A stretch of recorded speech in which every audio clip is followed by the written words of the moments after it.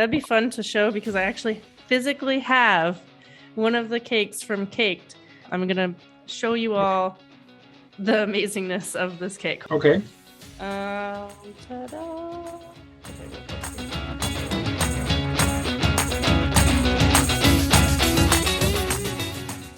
All right. So today on the show, we have Ricardo.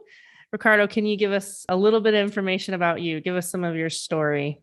All right. So my name is Ricardo Gudino. I own Cake Las Vegas here in Las Vegas, obviously with my husband, Daniel. We run the bakery together. We specialize in custom cakes and big, elaborate wedding cakes, or really any kind of cake.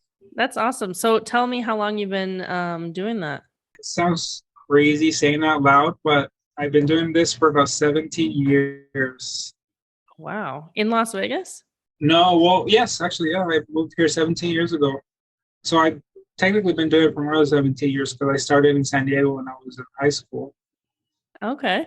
So I moved here for college and I've been doing it ever since. Awesome. Okay. And then tell us a little bit about Daniel. How long has he been doing it? Same? No, Daniel's actually a makeup artist. Okay. He kind of got sucked into the into the field. It's obviously not his. I mean, he loves helping, he loves being part of the bakery, but it's not his thing, he always says. But he's learned so much in the past few years.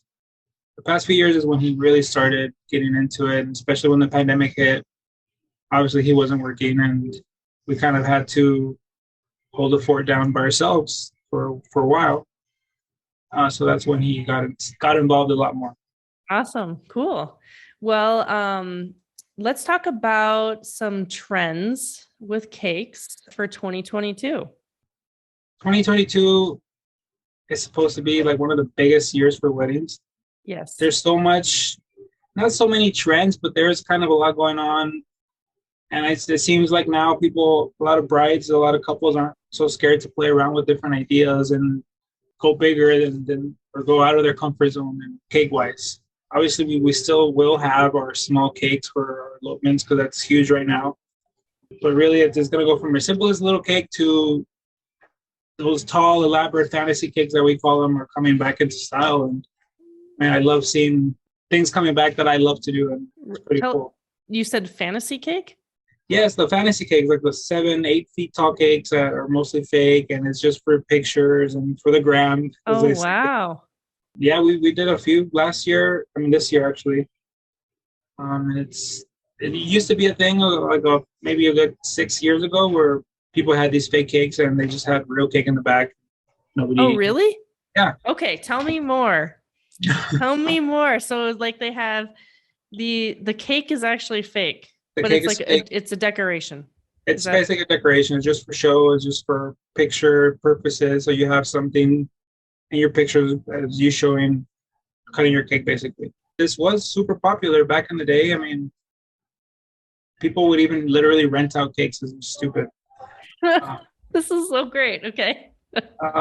We saw that coming back, especially because obviously a lot of these weddings shrunk and they weren't as huge as was expected, but the brides still wanted these huge cakes, and they only needed to feed 50 people. So there's no reason to waste all that cake. So that the fake cake plays into part, so they can still have their big cake, the cake of their dreams, and the guests never know. The cake for them is in the back, and the catering cuts it. Oh, cool. Okay. So I will have some examples. We'll get some examples so everybody can see them. But are they colorful? Like in my mind, I'm picturing these like white. Okay. Very, very wedding, typical wedding, white flowers. One of the ones we did, the bride wanted to play some sort of fairy tale into it. So we did this clear acrylic tier that had a crystal castle in it, and it lit up.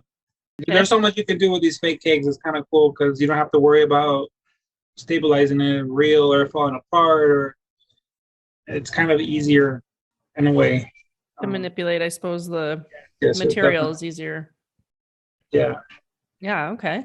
What else do you think is gonna pop up more in 2022 aside from there just being bazillions of cakes? Um, one thing I think is really cool that we've done a lot is the mini cakes. Okay. A lot of brides have seen the trend. They want to do it like the mini personal cakes, one per person. We did that a few Oh, times okay. this year. Per person. Yeah, because of COVID as well. So are they like the size of a They're like a little cupcake? mini, like 3 inch. Yeah, I guess you could say the size of a cupcake, but they look like a little tiny mini cake. But they're a little bit higher. Yeah, a little bit higher, maybe about 3.5 inches tall, Okay. about 3 inches wide. I like the idea of that. That's actually we're doing a wedding in this coming April where each guest is gonna get 4 mini cakes because the bride loved the flavor so much. She wanted everybody to have a piece of each. And usually when we do our tastings, we present the tastings in mini cake form. And she loved the idea and she fell in love with that and she wanted to go with that. And I think Oh, that'll okay. that'll be a cool wedding. Another trend, I think it's pretty cool that like I love seeing people working with different elements and not sticking to their old school metal cake tier or cake stand. Like there's Oh. all these crazy cake stands that you can get now that is super cool. And it totally takes your cake to a whole different level. Even if your cake is super simple, your stand is gonna help elevate that. Is that something that people would provide you with a cake stand and you put the cake Um, on it, or do either or, people? either or, Okay. we would obviously have to coordinate and make sure the sizing, everything's proportionate and all that stuff. But we've helped a lot of our brides get their cake stands. There's so many different things now. It's kind of cool. It's crazy how all these people think about all these things. It's awesome. Other than that, even using things that are unconventional that aren't a cake stand, like a table or a bookshelf or something out of the box, is always cool to see. Displaying. Displays, yeah, Yeah, displays. that'd be fun to show because I actually physically have one of the cakes from Caked for one of my employees' birthday today. So let me step out. I'm gonna show you all the amazingness of this cake. Okay. Ta-da. Okay, let's see. So what do you call this kind of cake? I don't think it has a name. I mean, It's just a cake. That's it's like the just a cake. standard. We love having customers that trust us and let us do whatever we want and play with different techniques or different styles. Uh-huh. For example, like the edges on that cake, we call them beveled edges. That's also super Beveled. popular this coming year. The marbling, the metallics, Yeah, I love that. that's never gonna. When I got it, I was like, the cakes are so beautiful that you don't even want to eat them. It's like always like this like moment of, should I cut it? Or you know what I mean? Because after you dig in, I mean, it kind of disappears. Like it's temporary, which is also kind of what's fun about cakes. A lot They're of a like lot of people ask, fleeting, you like, know? how do you feel when people your work is destroyed in a matter of minutes? I'm like, that's the point of it. We love seeing the reactions. I mean, it is what it is. Yeah. It's crazy how some cakes take days and then literally in a matter of minutes they're destroyed. Yeah. When you put it that way, it is quite. It's crazy, but I mean, They're enjoyed. Let's not call them destroyed. They're there enjoyed. you go. Cool. Well, I think this cake is really beautiful and it was kind of timely that it was delivered today Oh yeah, because we actually have something to show on a podcast. This is going to be interesting because we'll share with you guys some visuals like we said about what Ricky was talking about, kind of some of the trends so you can kind of see what he's talking about. But any other trends that you can think of? fantasy cakes, the minis, like elaborate dessert displays. That's also one of my favorite things. I know dessert bars were super popular at a point, and then they're kind of fading out. But I feel like they're coming back. And before it used to be either or. Now Uh-huh. people are splurging a lot more and doing both. It kind of plays into displays as well. Man, we love using different elements, different things that aren't meant for desserts to create a wow factor that your guests are going to enjoy and they're going to talk about for a long time. Can you actually talk about the displays or the dessert bar idea? We start talking to one of our couples. We try to kind of get to know them, what they like, their favorite cookies or their favorite childhood desserts or their favorite ice cream. And we kind of try to create stuff that will remind them of that stuff. So it's more personal to them versus just giving them whatever. So I mean, honestly, with desserts, the sky's the limit. There's so much you can do now. It's pretty cool. There's all these flavors that you can play around with, and all these things that you can manipulate that don't look like desserts, and you would never think would go together, or people would never really think of on their own. That's one of the beauties of pastry, I guess. Yeah, that is nice. So It can be very creative, which I think is pretty cool. yeah, I mean, it'll definitely give the guests something to talk about. And I'm a foodie.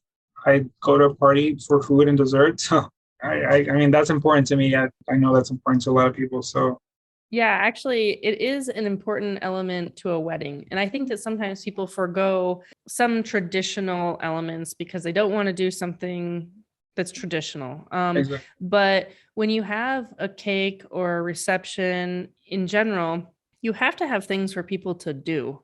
Mm-hmm. And having a cake and like a display and an element, it's like an activity for people because they don't want to go to a party and just stand around for 4 hours. And I think that sometimes people forget that they need to provide entertainment, and desserts are a perfect way. Like you said, like people remember it. It gives them something to talk about. Like they've already over talked about all their in-laws and gossiped enough. Like, let's talk about something else. Let's talk about the dessert, So I think that's something that people often forget for their receptions and celebration, for sure. Playing into that, we just mentioned about giving them something to do. There's other stuff that like stations that you can do. Like we're doing a smart station next month. You can build your own sundae. You can build your own cupcake. Like there's so many different things that you can do to make it fun. Because not everybody likes to dance. I love to dance, but I love to eat as well. So yeah, you can dance while you eat. Right. Or you can dance while you eat. You can stop off, get a sundae over there. And there you go. Okay. I have actually never done a tasting. Let's walk through that process for people because I actually don't know how it works. And we do our tastings a little different. We prefer it that way because obviously that alone already is going to help us stand out from our competitors. Yeah. So once we get the process started with our couples and we determine a date and whatnot, we send them a menu. It's a menu of all our cake flavors, all our fillings, like add-ons like chocolate curls, or they want fruit, like all these different toppings that they can add to kind of create their own cake, versus us giving them slices of cake and pairing together their fillings. We present it as a mini cake, so they know what it's going to taste like day of, versus them piecing together. Let me try this cake with this filling. Like I don't like that, and the mini cakes are a huge hit, and people love to see it. And it's presentation too, I'm guessing. It plays a lot into presentation. That's big for us.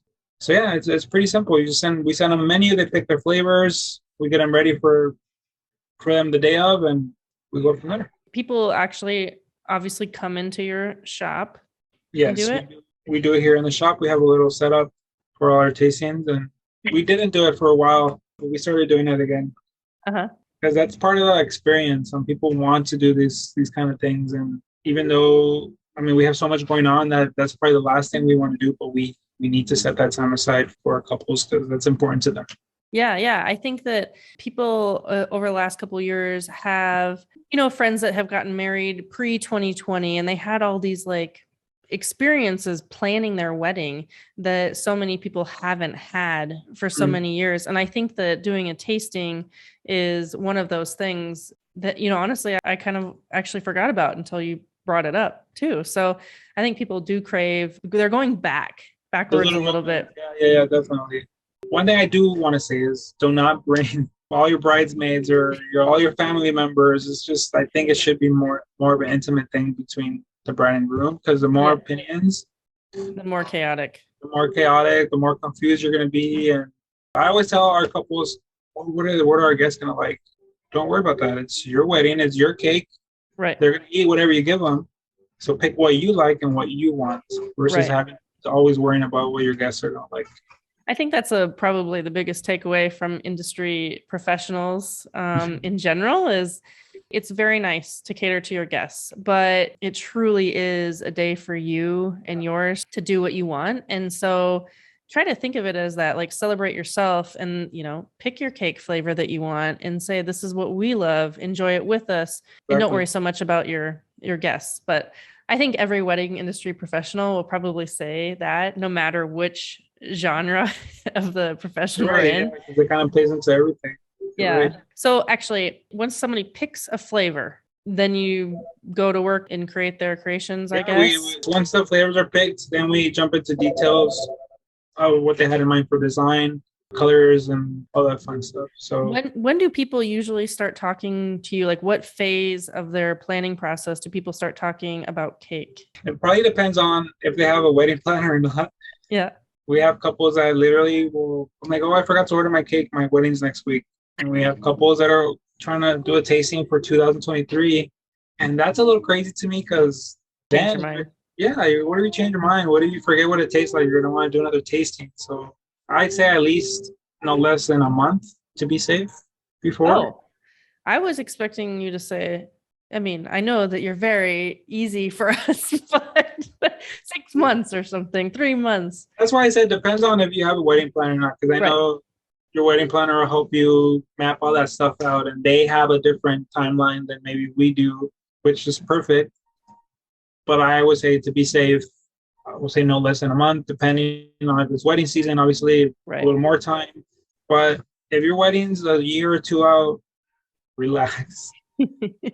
Take some time to think about it. We're not going anywhere, hopefully, of course. Yeah. Okay. So no less than a month. That's great. Okay. And then do you do cakes for anybody anywhere? How does that work? Can you design a cake for somebody that's getting married in another city or another state? How does that work? The furthest we've delivered is California. We've delivered a few times to LA. We had a friend of ours. Her name is Grace. She actually took a fake cake to California and she set it up herself. I mean, that's an option, but we haven't really delivered further than that. Okay.